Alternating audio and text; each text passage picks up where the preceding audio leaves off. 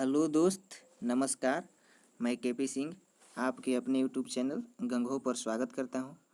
चलिए आज का सेशन स्टार्ट करते हैं। पहला क्वेश्चन दिया गया है, द्रव में द्रव का विलयन क्या कहलाता है। द्रव में द्रव का विलयन क्या कहलाता है। तो दोस्तों इसका करेक्ट आंसर हो जाएगा ऑप्शन नंबर सी, इमल्सन कहलाता है। इमल्सन को हिंदी में पायस भी बोला जाता है, तो कंफ्यूज नहीं होना है। चलिए इमल्सन का एग्जाम्पल हो जाएगा ब्लड यानी खून, जिसको रक्त भी बोला जाता है। दूध भी हो जाएगा इसका एग्जाम्पल। चलिए इसके एक ऑप्शन को बारी बारी से एक्सप्लेन करते हैं। जैसे यहाँ पर ए नंबर में ऑप्शन में है एरोसेल। एरोसेल को बोला जाता है, गैस में द्रव का विलयन को एरोसेल बोला जाता है। जैसे इसका एग्जाम्पल हो जाएगा बादल, धुंध, कोहरा बोला जाता है जिसको। जेल, जेल बोला जाता है, ठोस में द्रव का विलयन को जेल बोला जाता है। तो इसका एग्जाम्पल हो जाएगा मक्खन, पनीर, और एक बच गया फोम। तो फोम को झाग बोला जाता है। तो ये हो गया द्रव में गैस का विलयन को फोम बोला जाता है। इसका एग्जाम्पल झाग हो जाएगा। चलिए नेक्स्ट क्वेश्चन की ओर आगे बढ़ते हैं हम लोग। नेक्स्ट क्वेश्चन है, मेंडलीफ ने भविष्य में आने वाले तत्वों के लिए अपने आवर्त सारणी में जगह छोड़े थे, तो जर्मेनियम के लिए क्या नाम रखे थे। तो इसका करेक्ट आंसर हो जाएगा ऑप्शन नंबर बी, ईका सिलिकॉन। ईका सिलिकॉन नाम रखे थे। चलिए ईका बोरॉन किसके लिए रखे थे, तो स्कैंडियम के लिए। ये ईका बोरॉन जो है स्कैंडियम के लिए नाम रखे थे। SC इसका संकेत नेम है। ईका मैग्नीशियम जो रखे थे टेक्नीशियम के लिए रखे थे। किसके लिए रखे थे, टेक्नीशियम के लिए। और लास्ट में बच गया ईका एल्यूमिनियम। तो ईका एल्यूमिनियम जो है ये गैलियम के लिए रखे थे। GA इसका संकेत होता है, तो याद रख लीजिएगा, साथ ही साथ याद करते जाइए। ठीक है दोस्तों, चलिए नेक्स्ट क्वेश्चन की ओर आगे बढ़ते हैं। नेक्स्ट क्वेश्चन है, आवर्त सारणी में किस तत्व का आकार सबसे छोटा है। तो इसका करेक्ट आंसर हो जाएगा ऑप्शन नंबर ए, हीलियम का आकार सबसे छोटा होता है। यही अगर क्वेश्चन आता है कि आवर्त सारणी में किस तत्व का आकार सबसे बड़ा होता है, तो उसका आंसर हो जाता है फ्रांसियम, FR जिसका संकेत होता है। चलिए हाइड्रोजन के बारे में देख लेते हैं। हाइड्रोजन के बारे में तो सभी लोग को पता होगा, सबसे हल्का गैस या सबसे हल्का तत्व भी बोल सकते हैं, हाइड्रोजन हो जाएगा। लिथियम के बारे में बात करें तो सबसे छोटा धातु तत्व या सबसे छोटा धातु तत्व हो गया, और दूसरा हो जाएगा सबसे हल्का धातु तत्व भी लिथियम ही होता है। फ्रांसियम हो ही गया सबसे बड़ा, आकार में सबसे बड़ा फ्रांसियम है दोस्तों। चलिए नेक्स्ट क्वेश्चन की ओर आगे बढ़ते हैं। नेक्स्ट क्वेश्चन है, धातु द्वारा इलेक्ट्रॉन त्यागने की घटना क्या कहलाती है। तो इसका करेक्ट आंसर हो जाएगा ऑप्शन नंबर सी, केटायन, जिसको धनायन हिंदी में बोला जाता है। और जस्ट इसके उल्टा कर दीजिए, अधातु द्वारा इलेक्ट्रॉन ग्रहण किया जाता है, तो उस घटना को क्या कहा जाता है। तो उसका करेक्ट आंसर हो जाता है एनायन, जिसको हिंदी में ऋणायन भी बोला जाता है। इलेक्ट्रॉन बंधुता किसको बोला जाता है, तो किसी तत्व के बाह्यतम कक्षा में एक इलेक्ट्रॉन जोड़ने में जो एनर्जी मुक्त होता है उसी को इलेक्ट्रॉन बंधुता बोला जाता है। पिछला सेट में बताए भी थे कि किस तत्व का इलेक्ट्रॉन बंधुता सबसे ज़्यादा होता है, तो क्लोरीन का इलेक्ट्रॉन बंधुता जो होता है सबसे ज़्यादा होता है। लेकिन वही बात करें सबसे कम किसका होता है, तो सीजियम का इलेक्ट्रॉन बंधुता सबसे कम होता है दोस्तों। चलिए नेक्स्ट क्वेश्चन की ओर आगे बढ़ते हैं। स्टील में क्रोमियम क्यों मिलाया जाता है। तो इसका करेक्ट आंसर हो जाएगा ऑप्शन नंबर बी, जंग लगने से बचाने के लिए स्टील में क्रोमियम को मिलाया जाता है। एक और क्वेश्चन इस पर पूछता है कि स्टील में कठोरता लाने के लिए किस चीज़ को मिलाया जाता है। तो उसके लिए ये ऑप्शन नंबर ए में दिया है, कार्बन मिलाया जाता है। याद रखिएगा, स्टील में क्रोमियम मिलाया जाता है जंग लगने से बचाने के लिए, और कार्बन को मिलाया जाता है कठोरता लाने के लिए। चलिए नेक्स्ट क्वेश्चन की ओर आगे बढ़ते हैं। नेक्स्ट क्वेश्चन है, हाई स्पीड कटिंग औजार में कौन सा स्टील का यूज किया जाता है। तो इसका करेक्ट आंसर हो जाएगा option number C, tungsten steel का यूज किया जाता है। हाई स्पीड जैसे कि कुटी काटने वाले जो होता है, दांता बनाया जाता है, उसमें टंगस्टन स्टील का यूज किया जाता है। जहाँ भी हाई स्पीड कटिंग औजार अगर आ जाएगा तो उसमें टंगस्टन स्टील का ही यूज किया जाता है। इनवार, इनवार जो है ना दोस्तों, इसका इलास्टिसिटी इतना कम होता है, इलास्टिसिटी, सॉरी दोस्तों,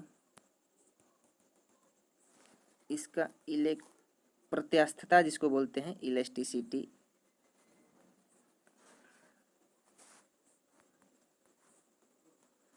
इलास्टिसिटी बहुत ही कम होता है, इसीलिए मतलब इसका यूज किया जाता है पेंडुलम घड़ी बनाने में यूज किया जाता है। और मैग्नीज स्टील को हार्ड स्टील भी कहा जाता है।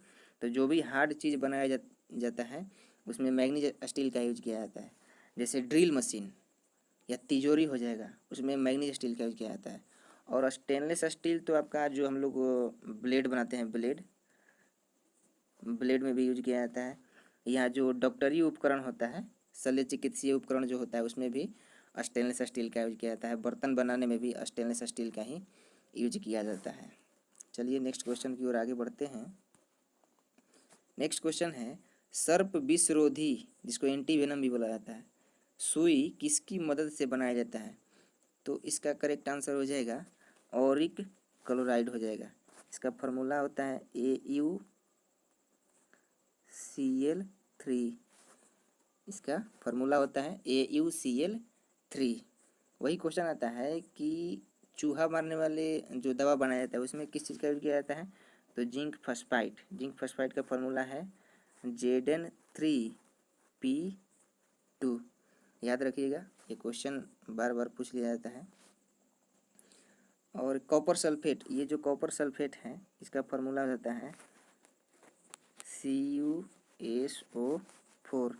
5H2O मिला दीजिएगा तो ये हो जाएगा आपको 5H2O। इसको बोला जाता है नीला कशिश, ब्लू विट्रियोल बोला जाता है। जो कॉपर सल्फेट का यूज किया जाता है इसमें आपको कवकनाशी के रूप में यूज किया जाता है, फंगिसाइड जिसको बोला जाता है। और ये बच गया फेरस सल्फेट, तो फेरस सल्फेट का फॉर्मूला हो जाता है FeSO4।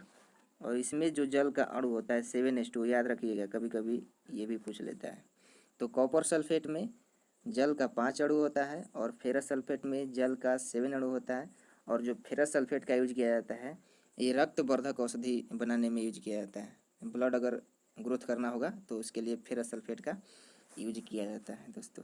चलिए नेक्स्ट क्वेश्चन की ओर आगे बढ़ते हैं।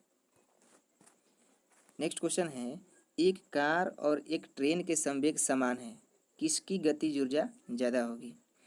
तो इसका करेक्ट आंसर से पहले एक फार्मूला बता देते हैं, उस पर हो जाता है ये।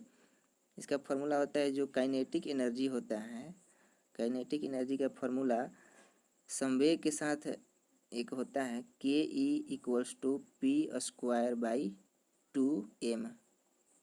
P kinetic energy =P²/2m। P से यहाँ संवेग को बताता है। तो देखिए दोस्तों, इसमें बोल रहा है कि संवेग समान है, यानी ये कांस्टेंट है, ये कांस्टेंट है तो इसको हटा ही दीजिए, काम खत्म। इसका मतलब हुआ कि मास के साथ जो काइनेटिक एनर्जी का रिलेशन है वो उल्टा है। मतलब हुआ कि जिसका मास ज़्यादा होगा उसका काइनेटिक एनर्जी यानी गतिज ऊर्जा कम होगा। तो क्वेश्चन में क्या पूछा हुआ है, किसकी ऊर्जा ज़्यादा होगी?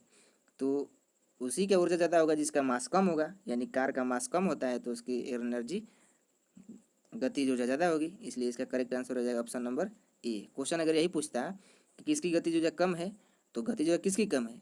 जिसकी मास ज़्यादा है उसका गतिज ऊर्जा कम हो जाएगा। तो उस परिस्थिति में option number B train answer हो जाता है, लेकिन इसका करेक्ट आंसर कार होगा, ऑप्शन नंबर ए। चलिए दोस्तों नेक्स्ट क्वेश्चन की ओर आगे बढ़ते हैं। नेक्स्ट क्वेश्चन है, सबसे जहरीली वायु प्रदूषक गैस कौन सी है? तो इसका करेक्ट आंसर हो जाएगा ऑप्शन नंबर ए। देखिए दोस्तों, ये बहुत कन्फ्यूजन वाला क्वेश्चन है। क्वेश्चन आता है कि सबसे जहरीली वायु प्रदूषक गैस सल्फर डाइऑक्साइड, लेकिन यही पूछता कि सबसे ज़्यादा वायु प्रदूषक गैस कौन सी है, तो उसका करेक्ट आंसर हो जाता है सी हो जाता है, कार्बन मोनोऑक्साइड। ध्यान दीजिएगा, सबसे ज़्यादा वायु प्रदूषक गैस कौन सी है? कार्बन मोनोऑक्साइड, लेकिन जहरीली बोल देगा तो सल्फर डाइऑक्साइड हो जाता है। सल्फर डाइऑक्साइड कहाँ से निकलता है? जो ज्वालामुखी के लावा होता है उसमें से निकलता है। और कार्बन मोनोऑक्साइड तो ऑटोमोबाइल से जितना लोग चलता है, बाइक, बस, गाड़ी, उस समय निकलता है ये carbon monoxide. Sulphur dichloride, sulphur dichloride सरसों से प्राप्त किया जाता है, इसीलिए इसको क्या बोला जाता है, मस्टर्ड गैस भी बोला जाता है। TORD, सल्फर डाइक्लोराइड को मस्टर्ड गैस भी बोला जाता है। इसका यूज जो है प्रथम विश्व युद्ध में किया गया था, इसलिए इसको बोला जाता है gas off first world war भी बोला जाता है। और नाइट्रोजन डाइऑक्साइड के बारे में तो सभी लोगों को पता होगा, ये अम्लीय वर्षा करवाने के लिए जिम्मेदार है। चलिए नेक्स्ट क्वेश्चन की ओर आगे बढ़ते हैं। नेक्स्ट क्वेश्चन है, स्प्रीट ऑफ साल्ट के नाम से किसे जाना जाता है? स्प्रीट ऑफ साल्ट के नाम से किसे जाना जाता है? तो इसका करेक्ट आंसर हो जाएगा ऑप्शन नंबर बी हो जाएगा, हाइड्रोक्लोराइड हो जाएगा। हाइड्रोक्लोराइड का अन्य नाम भी है दोस्तों, याद रखिएगा, कभी कभी पूछ लेता है। इसको म्यूरिएटिक एसिड भी बोला जाता है। अच्छा से एक्सप्लेन कर देते हैं। हाइड्रोक्लोराइड को म्यूरिएटिक एसिड,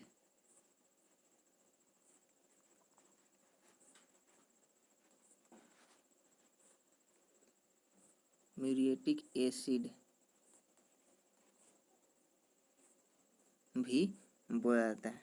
एक और इसका नाम है भी बोला जाता है, एसिडम,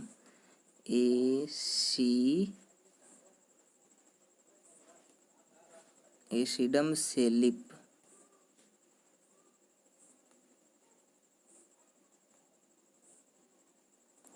एसिडम सेलिप भी बोला जाता है दोस्तों। चलिए सल्फ्यूरिक एसिड के बारे में बात कर लेते हैं। तो इसको क्या बोला जाता है? इसका बहुत नाम होता है, जैसे बोला जाएगा आयल ऑफ विट्रियोल भी बोला जाता है इसको, कशिश का तेल जिसको बोलते हैं, आयल ऑफ विट्रियोल।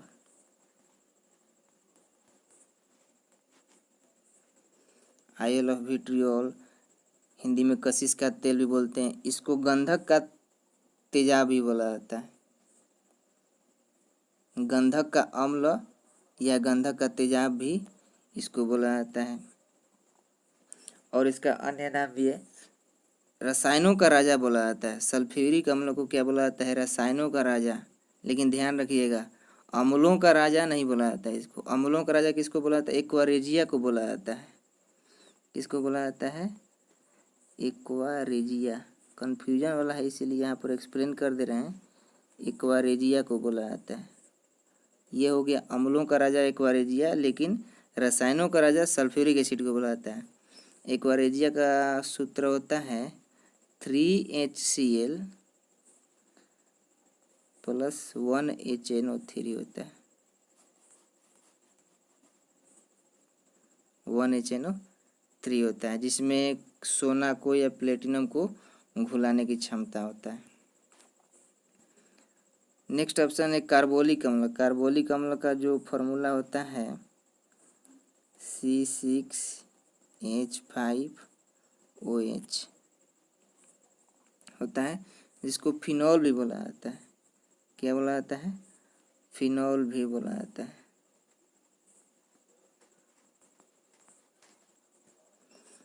बेंजोइक अम्ल हो गया। बेंजोइक अम्ल का जो फॉर्मूला होता है C6H5COOH होता है। घास में ये एसिड पाया जाता है। चलिए नेक्स्ट क्वेश्चन की ओर आगे बढ़ते हैं। नेक्स्ट क्वेश्चन है, निम्न में से कौन कार्बन का क्रिस्टलीय रूप नहीं है? क्रिस्टलीय रूप का मतलब हुआ कि जिसका नियमित आकार, क्रिस्टलीय का मतलब हुआ नियमित आकार। तो नियमित आकार किसका नहीं होता है? तो इसका करेक्ट आंसर हो जाएगा कोयला का, यानी ग्रेफाइट, हीरा और फ्लोरीन का नियमित आकार होता है, यानी क्रिस्टलीय होता है। चलिए ग्रेफाइट के बारे में कुछ चीज़ जान लेते हैं कि ग्रेफाइट जो है विद्युत एवं ऊष्मा दोनों का सूचालक है। इसका जो आकृति होता है ग्रेफाइट का, वो होता है षटकोणीय। षटकोणीय जिसको क्या बोलता है? हेक्सागोनल बोला जाता है। हीरा के बारे में बात करें तो ये विद्युत का कुचालक होता है लेकिन ऊष्मा का सुचालक होता है। इसकी आकृति क्या होती है? चतुष्फलकीय, जिसको टेट्रागोनल बोला जाता है। सबको नोट करते रहिएगा दोस्तों, नया नया क्वेश्चन देखने को मिलेगा इसमें। हीरा का जो आकृति होता है टेट्रागोनल, चतुष्फलकीय होता है। ऊष्मा का कुछ सुचालक होता है, विद्युत का कुचालक होता है। फ्लोरीन का बात करें तो फ्लोरीन का जो शेप होता है ये फुटबॉल टाइप का होता है, गोल होता है। चलिए नेक्स्ट क्वेश्चन की ओर आगे बढ़ते हैं। नेक्स्ट क्वेश्चन है, प्रकृति में सर्वाधिक मात्रा में अक्रिय गैस कौन सी है? तो इसका तो सब लोग को पता होगा, करेक्ट आंसर हो जाएगा ऑप्शन नंबर बी, हीलियम के बारे में बात कर लेते हैं। तो हीलियम है सबसे हल्का अक्रिय गैस का बात करें, हीलियम हो जाएगा। हीलियम का जो कृत्रिम श्वसन में भी इस्तेमाल किया जाता है। जिनॉन है, जिनॉन को क्या बोला जाता है? स्ट्रेंजर गैस बोला जाता है। क्या बोला जाता है? Stranger gas.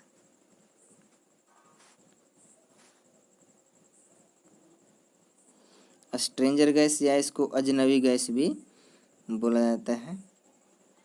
जो जिनॉन है सबसे ज़्यादा कंपाउंड बनाने वाला अक्रिय गैस कौन सा है? जिनॉन ही होता है। रेडॉन के बारे में पता होगा, सबसे भारी गैस है और इसका यूज जो किया जाता है वो कैंसर रोगी के उपचार के लिए किया जाता है। चलिए नेक्स्ट क्वेश्चन की ओर आगे बढ़ते हैं। फार्मिक एसिड का अन्य नाम क्या है? तो इसका करेक्ट आंसर हो जाएगा ऑप्शन नंबर ए, फार्मिक एसिड का मेथोनोइक एसिड भी बोला जाता है। इसका फार्मूला होता है HCOOH फार्मूला होता है। एथेनोइक एसिड किसको बोलते हैं? एथेनोइक एसिटिक एसिड का ही अन्य नाम, एसिटिक एसिड का ही अन्य नाम जो है, एसिटिक एसिड का ही अन्य नाम एथेनोइक एसिड है। ठीक है। और जो लिनोलिनिक एसिड है ये ओमेगा 3 टाइप का फैटी एसिड है। इसका अन्य नाम क्या है? ओमेगा 3 भी बोला जाता है लिनोलिनिक एसिड को, ओमेगा 3 भी बोला जाता है। चलिए नेक्स्ट क्वेश्चन की ओर आगे बढ़ते हैं। नेक्स्ट क्वेश्चन है, किसी विलयन में हाइड्रोजन आयन की सांद्रता 10⁻³ मोल पर लीटर है तो विलयन का पीएच क्या होगा? तो इसके लिए एक फार्मूला याद रख लीजिएगा। ऐसा क्वेश्चन ग्रुप डी एलपी में भर भर के पूछा है दोस्तों, तो सिंपल है, इसका कुछ नहीं है। जो पीएच का जो फार्मूला होता है वो होता है equal to -log hydrogen ion. Hydrogen ion की सांद्रता दिया हुआ है, कितना दिया हुआ है? तो इक्वल टू यहाँ पर माइनस से log हाइड्रोजन आयन की सांद्रता कितना दिया? 10⁻³ दिया हुआ है। तो इतना तो पता होगा, जो log का जो पावर होता है वो आगे ऐड हो जाता है, तो इसका मतलब हो जाएगा -3 ऑलरेडी सॉरी दोस्तों, माइनस तो है और यहाँ पर -3 एक और मल्टीप्लाई हो जाएगा, तो माइनस माइनस प्लस, इसका मतलब करेक्ट आंसर हो जाएगा 3 हो जाएगा। तो इसका correct answer option number B हो जाएगा। चलिए एक और क्वेश्चन इस पर एक्सप्लेन ही कर देते हैं। जैसे एक क्वेश्चन दिया होता है कि यही क्वेश्चन है, किसी विलयन में हाइड्रोजन आयन की सांद्रता 10⁻⁶ मोल पर लीटर है, तो फार्मूला पर बिठा देंगे हम लोग, पीएच इक्वल टू -log 10⁻⁶। तो यहाँ पर क्या हो जाएगा? माइनस तो रहेगा ही, और ये बताया कि जो पावर होता है ये आगे मल्टीप्लाई में होता है, जितना पावर होता है तो मल्टीप्लाई -6, तो इसका करेक्ट हो जाएगा माइनस माइनस प्लस, तो 6 करेक्ट आंसर हो जाएगा। चलिए नेक्स्ट क्वेश्चन की ओर आगे बढ़ते हैं। नेक्स्ट क्वेश्चन है, निम्नलिखित पीएच वैल्यू में किसकी अम्लीयता सबसे ज़्यादा है? तो यहाँ पर तो करेक्ट आंसर हो जाएगा ऑप्शन नंबर ए। ध्यान से देख लीजिएगा, क्योंकि अम्लों को ज्ञात करने के लिए जिसका जितना ही पीएच वैल्यू कम होता है उसकी अम्लीय गुण उतना ही ज़्यादा होता है। तो सबसे कम पीएच वैल्यू किसका है? 3.6 का। इसका मतलब कि सबसे ज़्यादा अम्लीयता इसी का है। लेकिन क्षार में उल्टा होता है, उसमें होता है जितना ही पीएच वैल्यू ज़्यादा होता है उसके क्षारीय गुण सबसे ज़्यादा उतना ही होता है। चलिए नेक्स्ट क्वेश्चन की ओर आगे बढ़ते हैं। नेक्स्ट क्वेश्चन है,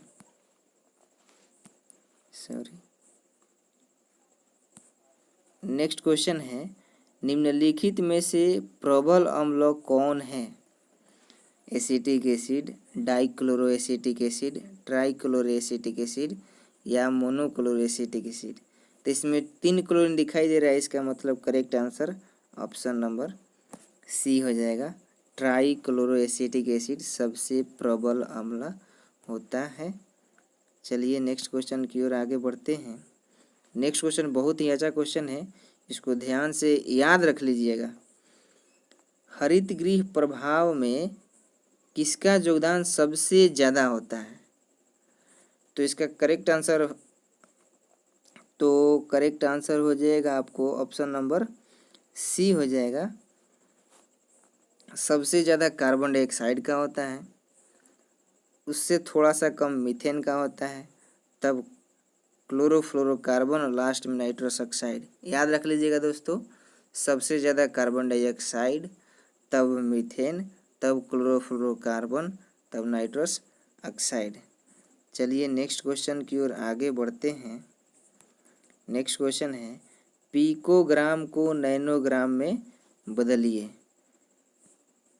तो इसके लिए एक ट्रिक है, किसी को भी किसी में बदल सकते हैं। इसका फॉर्मूला है, याद रख लीजिएगा,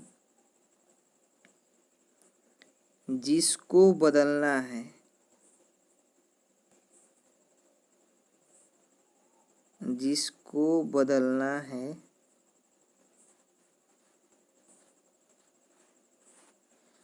बटे जिसमें बदलना है।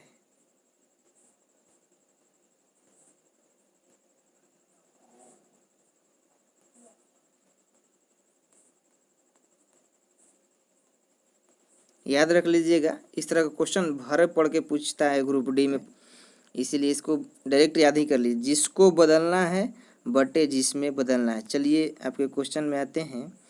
क्वेश्चन है, पिकोग्राम को नैनोग्राम में बदलिए। फॉर्मूला क्या है? जिसको बदलना है ऊपर रखिए, किसको बदलना है? तो पिकोग्राम को बदलना है। इसका मतलब कि 1 पिकोग्राम में कितना होता है? 10⁻12 ग्राम होता है। जिसको बदलना है ऊपर, किस में बदलना है भाई? नैनोग्राम में बदलना है। नैनोग्राम को नीचे, इसका मतलब कि 10⁻9 ग्राम नीचे हो। ग्राम से ग्राम कैंसिल, और ये जो 10⁻9 है ऊपर जाएगा तो 10⁻+9 हो जाएगा।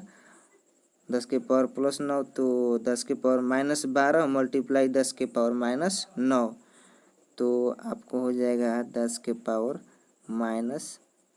आ जाएगा। सॉल्व कर लीजिएगा इसको, तो इसका करेक्ट आंसर हो जाएगा ऑप्शन नंबर बी, 10⁻³ चलिए एक और क्वेश्चन इस पर देख लेते हैं हम लोग। अब यही क्वेश्चन है कि पिकोग्राम को मिलीग्राम में बदलिए। पिकोग्राम को मिलीग्राम में बदलना है। किसको बदलना है? पिकोग्राम को। तो पिकोग्राम को ऊपर रख लेते हैं, 10⁻12 ग्राम।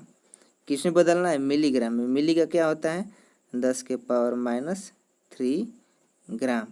ग्राम से ग्राम कैंसिल, और ये हो जाएगा आपको 10⁻12 है मल्टीप्लाई हो जाएगा 10⁻+3 हो जाएगा। तो सेम अगर बेस रहता है तो पावर जुड़ता है, तो माइनस और प्लस माइनस, इसका मतलब हुआ कि 10⁻ -9 करेक्ट आंसर हो जाएगा इसका। समझ में आया होगा दोस्तों। चलिए नेक्स्ट क्वेश्चन की ओर आगे बढ़ते हैं। नेक्स्ट क्वेश्चन है 1 यूनिट इक्वल्स टू क्या होता है।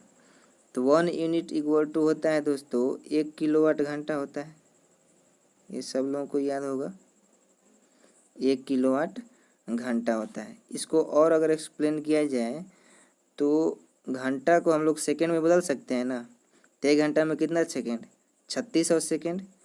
इसका मतलब हुआ कि 3600 किलो वाट सेकेंड लिख सकते हैं। और इसी को हम लोग लिख सकते हैं 3600 किलो वाट सेकेंड को जूल भी बोला जाता है। तो यहाँ पर आप आंसर देख लीजिए क्या क्या है। 3.6 × 10⁻6 जूल 1 किलोवाट घंटा। ऑप्शन नंबर बी होगा, क्लियर है। Option number C 3600 kilo joule ये भी होगा। अब देखिए नेक्स्ट वाला भी एक्सप्लेन करते हैं। ऑप्शन नंबर ए वाला कितना आया था हम लोग का, 3600 किलो जूल आया था। ठीक है, 3600 किलो जूल। 1 किलो में कितना ग्राम होता है, तो किलोग्राम में चेंज कर दीजिए। तो यहाँ पर हो जाएगा, ये डबल जीरो तो है ही, 3 जीरो और बढ़ जाएगा, अब जूल हो जाएगा।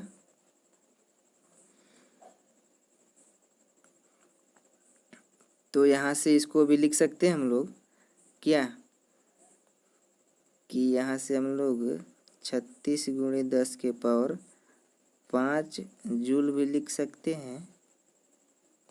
या अगर एक पॉइंट इधर लाएंगे हम लोग 3.6 करेंगे तो यहाँ पर एक और ऐड हो जाता है, 10⁻6 हो जाएगा।